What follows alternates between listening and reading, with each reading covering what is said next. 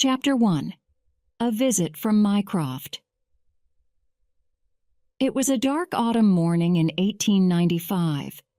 My friend Sherlock Holmes, the famous detective, and I, Dr. Watson, were in the sitting room of our house in Baker Street in London when a telegram arrived. Holmes opened it at once and laughed. I looked quickly across the room at him.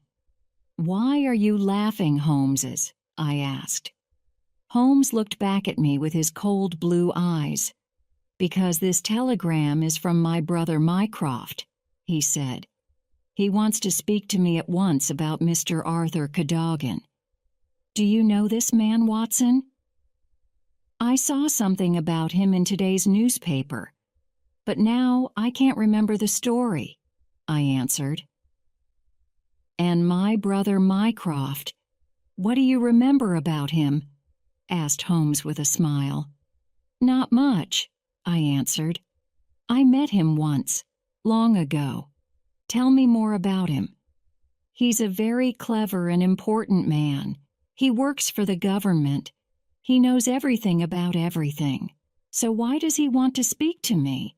Why does he want to visit our home in Baker Street? And who is Mr. Cadogan?" I opened the Times and looked for the story.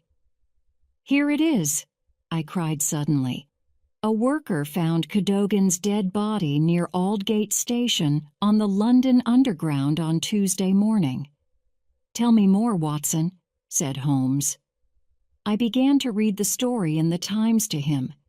The dead man was Mr. Arthur Cadogan. He was 27 years old. He lived with his wife, Violet, in Woolwich, and he worked at Woolwich Arsenal.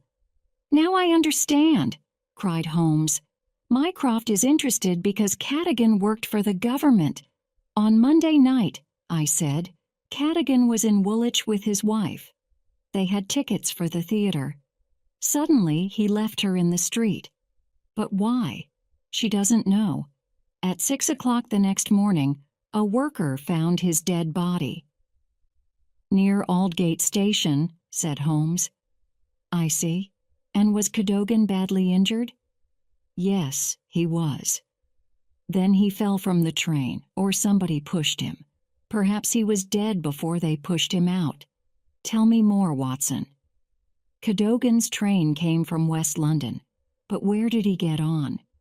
"The police don't know," I said. "There was no train ticket in his pockets, only some money, 2 theater tickets, and some papers." "Very interesting," said Holmes. "How did he get on the train without a ticket?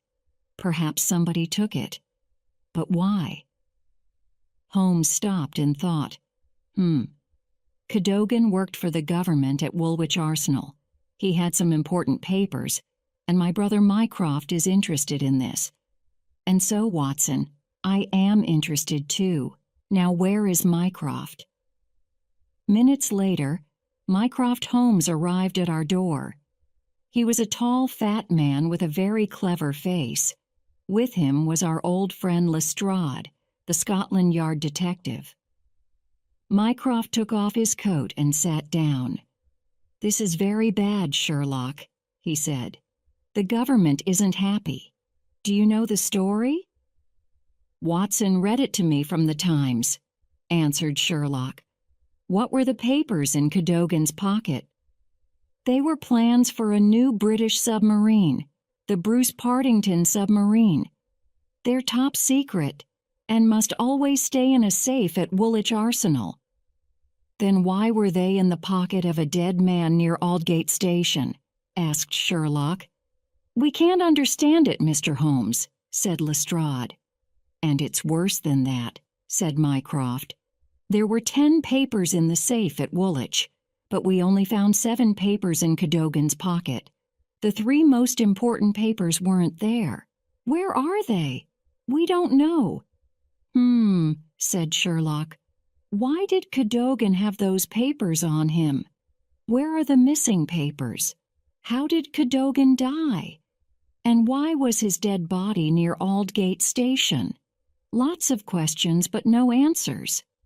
"And so we need you, Sherlock," said Mycroft. Sherlock looked at his brother, and at the police detective. "Tell me more," he said. Mycroft smiled and answered, "Sir James Walter is responsible for all the papers at Woolwich Arsenal. He's a good man. Most importantly, he has one of the 2 keys to the safe.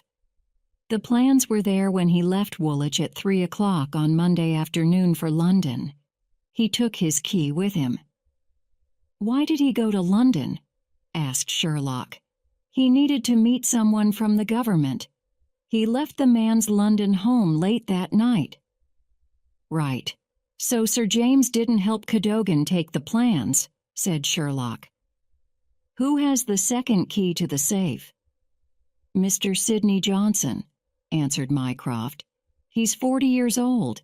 He lives near Woolwich Arsenal with his wife and 5 children. He first worked for the government when he was a very young man. He doesn't talk much, and people don't like him, but he's a good worker." "And where was Sidney Johnson on Monday evening?" asked Sherlock. "At home with his wife all evening, he says, and he had his key with him," Lestrade answered. "Tell me about Cadogan," Sherlock said. "He began working at Woolwich Arsenal 10 years ago," said Mycroft. "He worked with the plans. Johnson didn't." "So Cadogan took the plans from the safe," said Sherlock. "Perhaps he wanted to sell them to someone. But how did he get the key to the safe? And the key to the room, and the key to Woolwich Arsenal, too," said Mycroft. "We don't know." "So what do we know?" asked Sherlock. "First, Cadogan left his wife in the street in Woolwich. Second, he didn't go to the theatre that night. Third, he went to London with the plans. And fourth, he died, perhaps near Aldgate Station. Did he sell the plans in London? Then why did he finish in Aldgate and not back in Woolwich?" "He wanted to sell the plans, but he wanted lots of money for them, we think," said Lestrade. "There was a fight over the money, and Cadogan died. Then his killer took the 3 most important papers from his pocket. But then why did Cadogan have tickets for the theatre that night and no underground train ticket?" cried Mycroft. "Sherlock, can you help us?" Sherlock looked at his brother for some time. "Yes, I can," he said in the end, and stood up. "This is all most interesting, and now I must find some answers to all those questions. Come, Watson." Chapter 2. The Body on the Railway Line.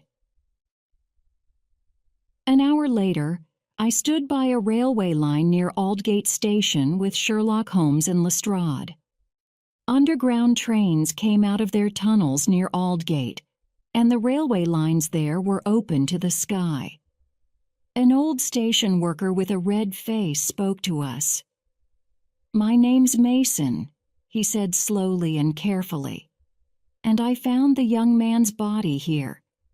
He fell out of a train at about midnight on Monday, we think." "Was there a fight on a train on Monday?"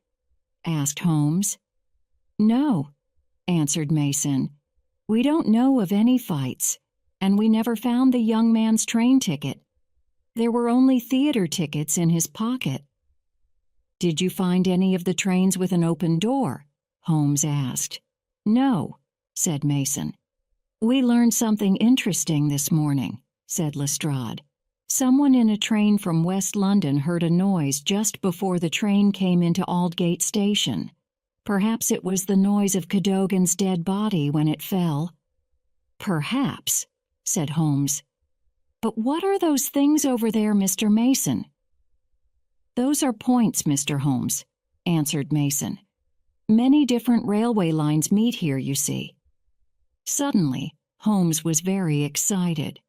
"Ah, and when trains go over points, they change direction.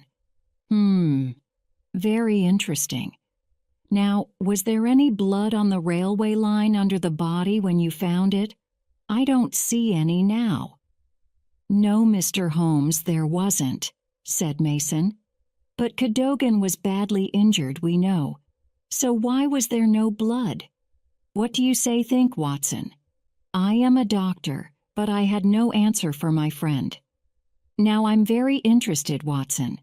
Come, we must go to Woolwich. Goodbye, Lestrade." "And thank you for your help, Mr. Mason," said Holmes. He walked away, and I went after him. Lestrade began to say something, but then stopped. He wasn't happy. We took a train to London Bridge Station. Holmes stopped there and wrote a telegram to his brother. "Mycroft, I'm beginning to understand more. Please send me the names and addresses of all foreign agents now in Britain." Sherlock. "I need those names, Watson," said Holmes. "With them, we can understand more." I looked at my friend's face. He was now very excited. "So why did Cadogan die?" I asked him. "Why? I don't know," answered Holmes. "But I know something about how he died. He didn't die near Aldgate Station, I know that. He fell from the roof of the train when it moved over those points and changed direction. There was no blood from his body on the railway line because he didn't die there. We must learn what happened in London on Monday night." "So what do we do next, Holmes?" I asked my friend. "First, we need 2 tickets to Woolwich," he said. "Cadogan had no ticket for his journey because he was dead when he began it. But you and I need tickets." I brought our tickets back from the ticket office. "There's a train to Woolwich in 10 minutes," said Holmes. We found our train and got on it. My friend closed his eyes and thought. I looked out of the window at the station. I thought about Cadogan. He came to London from Woolwich on Monday night and never went home again. Then I thought about his wife, Violet. She wanted to go to the theater with her husband that evening and never saw him again. Suddenly, I felt very angry. "We must find Cadogan's killer, Holmes," I cried. "We must do it for his wife." Holmes looked at me with his cold blue eyes, but said nothing. Then he closed his eyes again. After some minutes, our train left London Bridge Station. How much did my friend truly understand about Cadogan's death?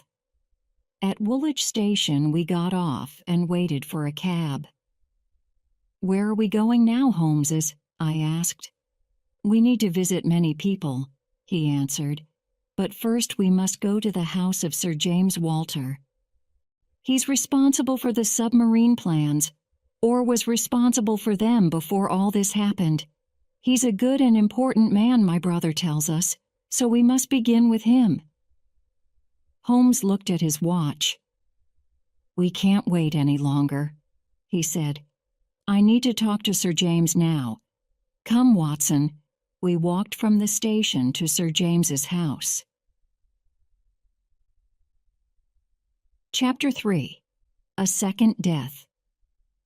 We soon arrived at Sir James Walter's house by the river.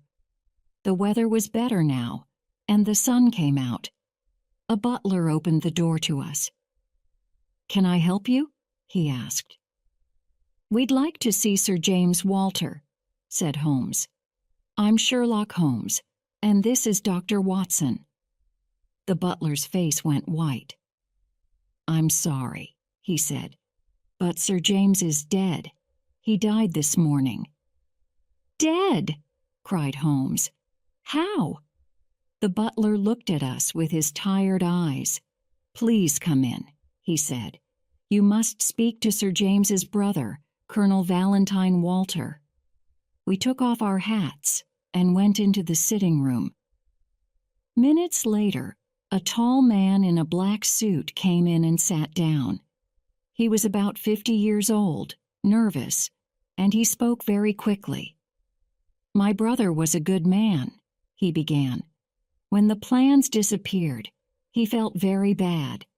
He felt responsible, you see, because he had the key to the safe. When this happened, he didn't want to live anymore. He broke down and died. I'm very sorry, I said.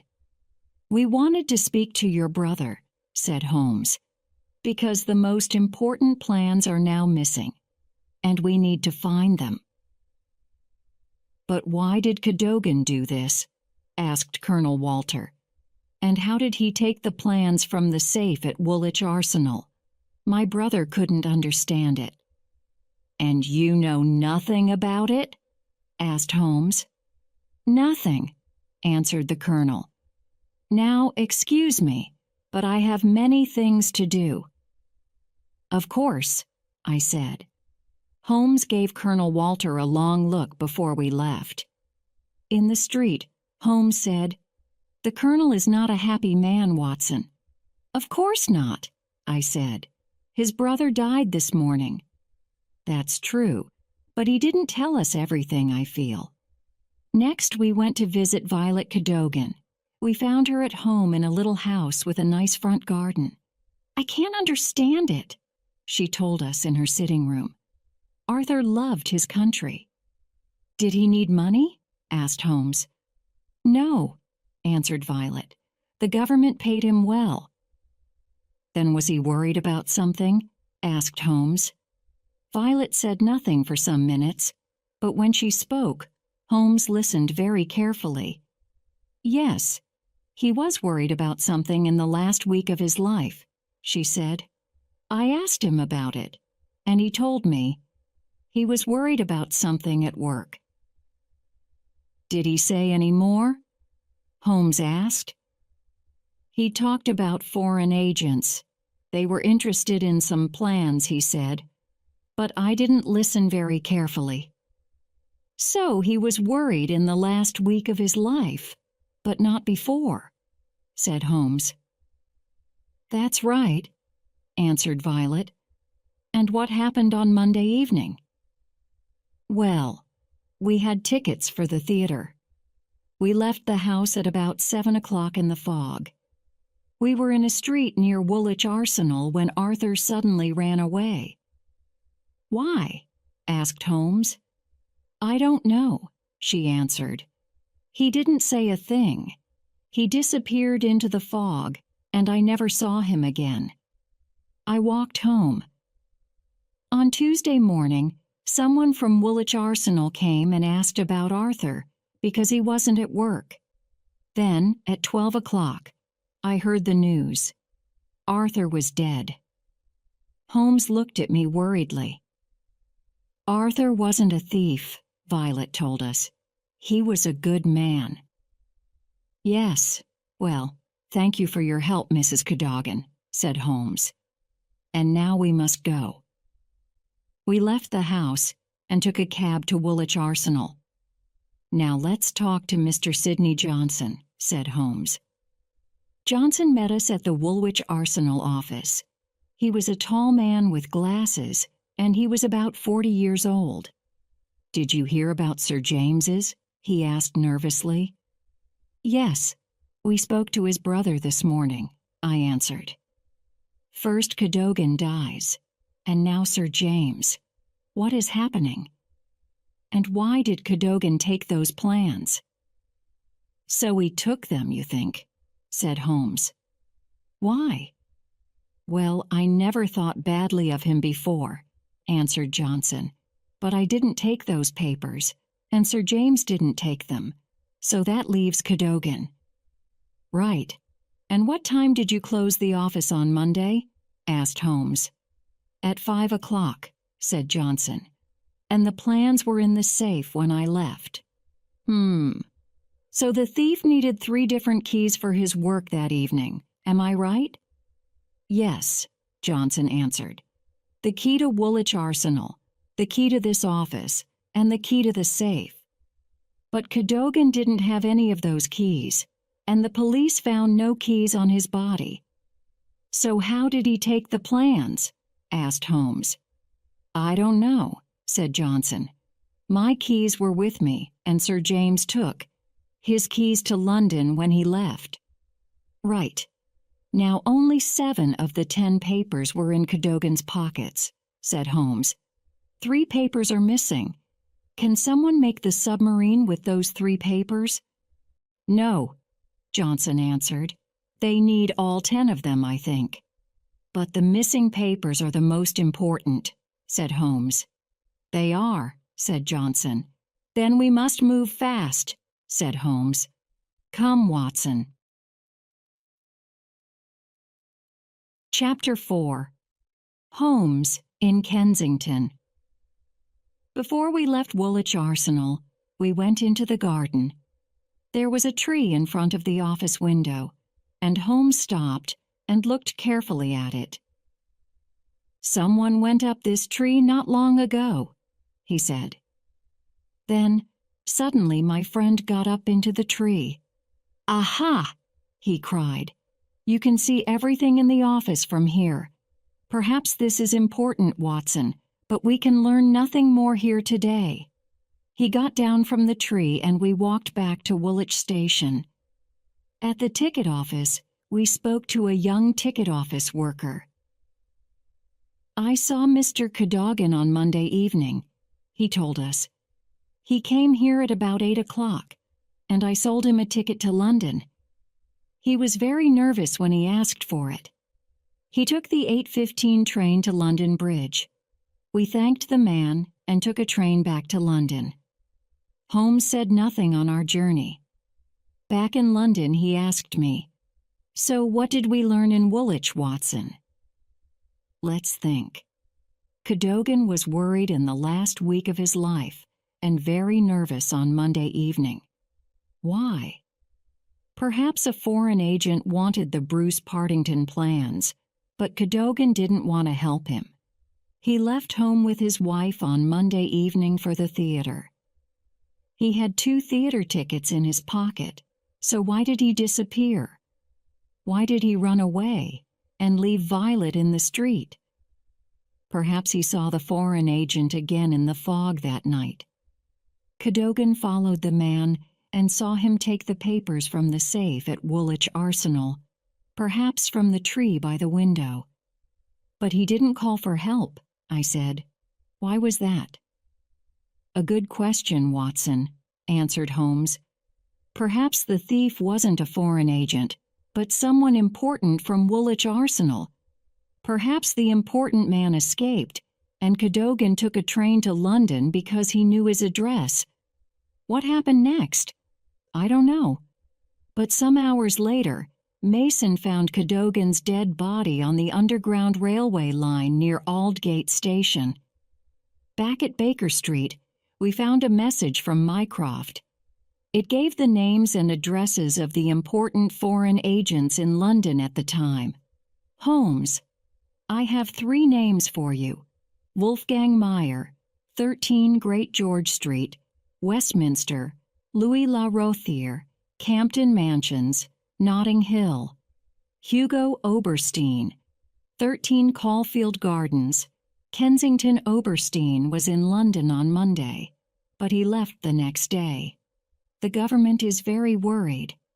Mycroft Holmes looked at his big map of London and found the 3 addresses on it. Good, he said, and smiled. I must go out now, Watson. Please wait here. I waited 3 long hours. At about 9 o'clock, a boy arrived with a message from Holmes. Watson, I'm having dinner at Goldini's Italian restaurant in Kensington. Please come at once, and bring a crowbar, a lamp, and a chisel. S.H. I took a cab to the restaurant and found Holmes at a table by the window. I sat down with him. Do you have everything with you? He asked. Yes, I answered. And nobody in the street saw me with it because it's all under my coat. Very good, Watson. Now listen.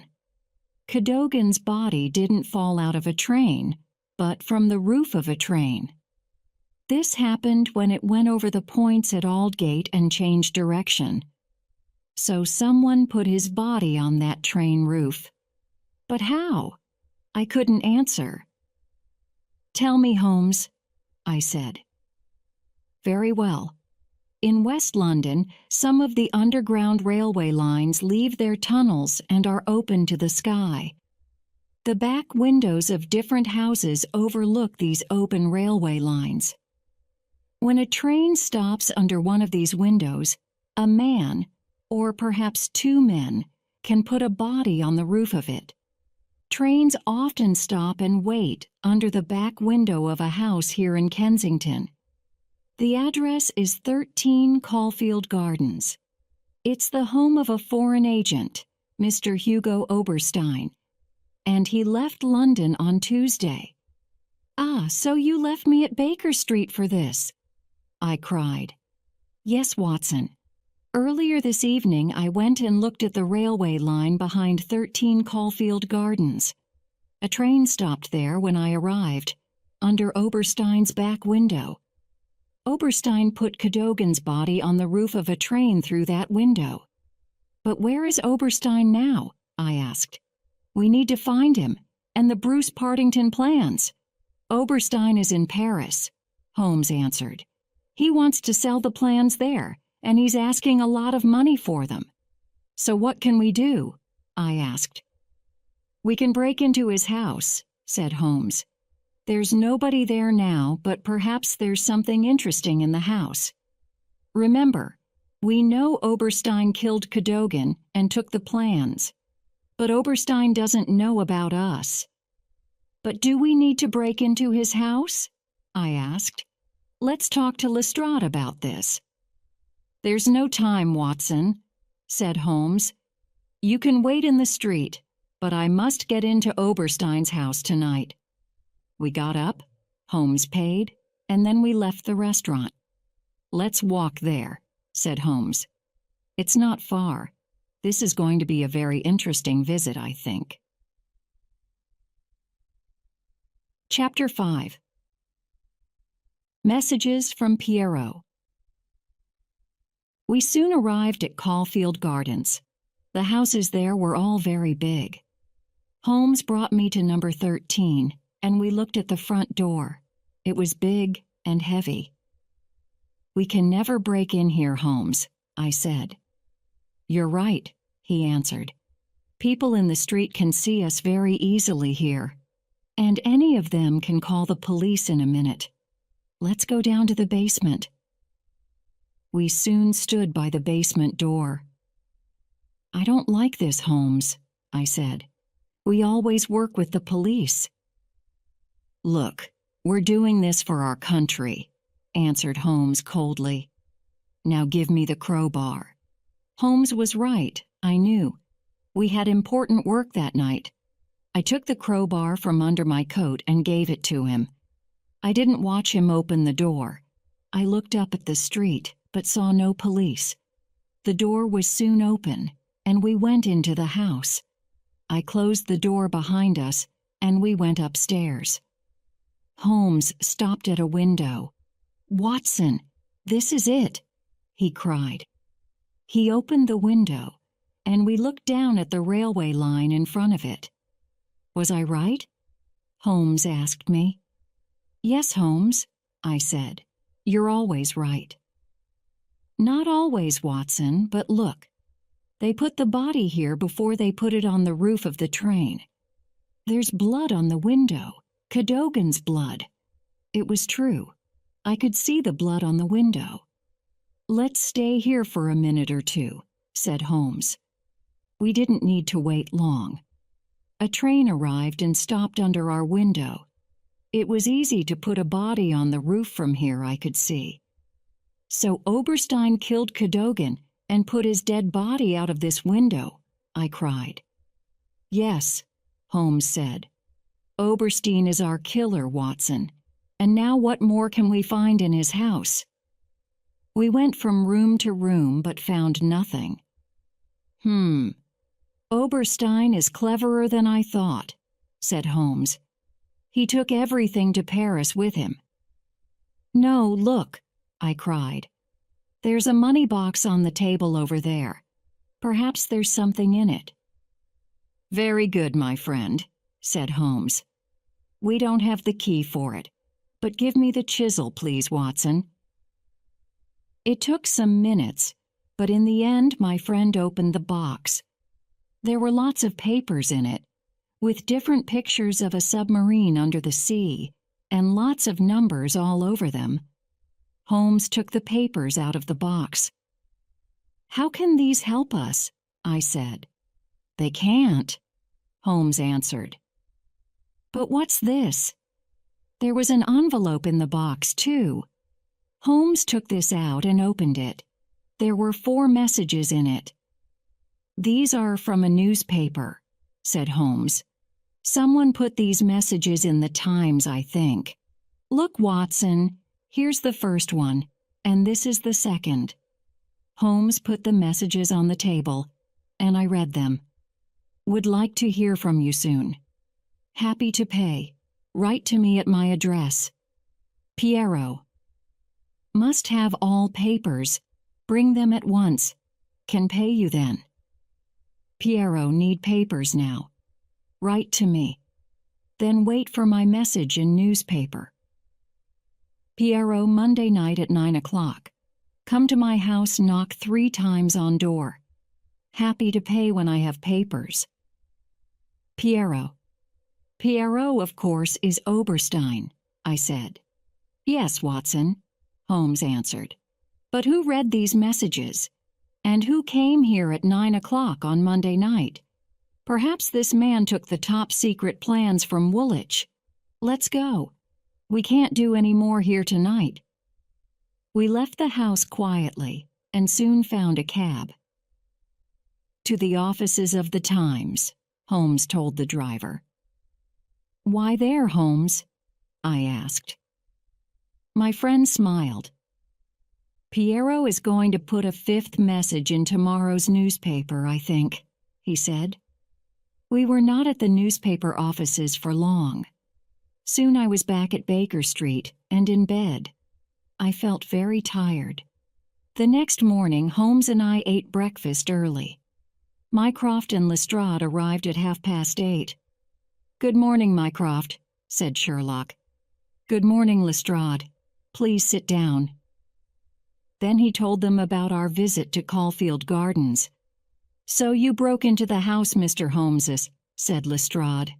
He wasn't very happy. Yes, we did, Lestrade. I'm sorry, but we did it for Britain, Holmes answered.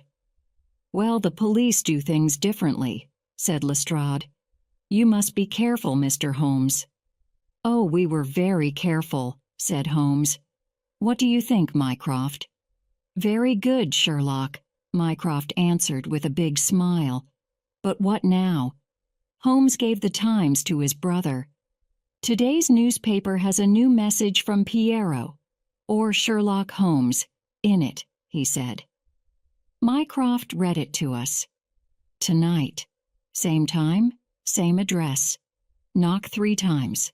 Very important. Piero. Good. So we're going to Caulfield Gardens tonight. But who's going to visit us there? Asked Lestrade. Let's wait and see, answered Holmes. At 8 o'clock that evening, Holmes and I took a cab to Kensington. We met Mycroft and Lestrade near Caulfield Gardens. We broke into Oberstein's house again and waited. At 9 o'clock, we heard 3 knocks on the heavy front door. Chapter 6. The top-secret plans come home. Holmes went downstairs in the dark and opened the door. Come in, he said. We heard someone come upstairs with him. When they were in the sitting room, Holmes quietly closed the door behind them. I lit the lamp. The man saw us, pushed past Holmes, and began to run away across the room. Suddenly he fell over something and hit his head on the door. He gave a cry, closed his eyes at once, and fell back at our feet. Sherlock, who is this? Asked Mycroft. Colonel Valentine Walter, Sir James's brother, answered Sherlock. You see, Watson, The colonel didn't tell us everything. I felt it. Do you remember? I do, I answered. And you were right. I helped Lestrade to put Colonel Walter on a chair. After some minutes, he opened his eyes. He looked nervously at us all. "What's happening?" he asked worriedly. "I wanted to see Mr. Oberstein. Or Piero, perhaps," said Holmes. "Colonel Walter, we know everything. You took the Bruce Partington plans. You wanted to sell them, and Arthur Cadogan died here." The colonel said nothing. "Tell us your story," said Holmes. "Perhaps it can help." The colonel put his head in his hands but didn't speak. "Then I'm going to tell the story," said Holmes. "You needed money quickly because you had money troubles, so you made copies of your brother's keys, to Woolwich Arsenal, to the office, and to the safe. You wrote to Oberstein, and he put messages in the Times for you. On Monday night, you went to Woolwich Arsenal in the fog. You wanted to take the plans from the safe, but Cadogan saw you in the street and came after you. Perhaps he knew something of your money troubles. At Woolwich Arsenal, he watched you open the safe from a tree in front of the office. You took the papers, left Woolwich, and took a train to London. Cadogan went after you and took the same train. In London, you walked to Kensington, or perhaps you took a cab, and you came to this address, 13 Caulfield Gardens. When Cadogan arrived some minutes later, you killed him." "No," cried Walter. "I'm not a killer. I took the papers from the safe, it's true, and I came here with them on Monday night, but I didn't kill Cadogan." "Then what happened?" asked Holmes. "How did he die before you put his dead body on the roof of a train?" Colonel Walter was now happy to tell us everything. Yes, I had money troubles, and Cadogan knew about them. "You were right there, Mr. Holmes. I came here to Caulfield Gardens, and I knocked 3 times on the front door. When Oberstein opened the door, Cadogan arrived. He was very angry. He understood everything. He came into the house after me, and Oberstein suddenly hit him over the head with a big, heavy stick. Cadogan fell at our feet, dead. But what could we do with the body? We didn't know. Then Oberstein remembered something. Trains often stop on the railway line under my back window, so let's put the body on the roof of a train, he said. But first I want to see those top-secret plans from Woolwich Arsenal. Give them to me. I gave him the papers. He looked through them and said, "I need to take these 3 papers from you." "You can't," I answered. "You must copy them. Then I can take all 10 papers back to Woolwich and put them in the safe again. Nobody must know of this." Oberstein said, "Look, I can't copy these 3 papers because they're very detailed." "Then I must take them with me tonight," I told him. Oberstein thought for a minute and said, "No, I'm going to keep these 3 papers, and we're going to put those 7 papers in this young man's pocket. When the police find the plans on his body, he's going to be the thief in their eyes."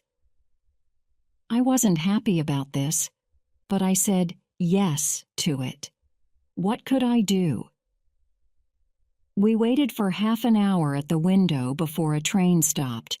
We quickly put Cadogan on the roof of it. There was a lot of fog, so nobody saw us. Then I left this house and went home to Woolwich. I never saw Oberstein again. Holmes looked at Colonel Walter coldly. "And what about your brother, Sir James Walter?" he asked.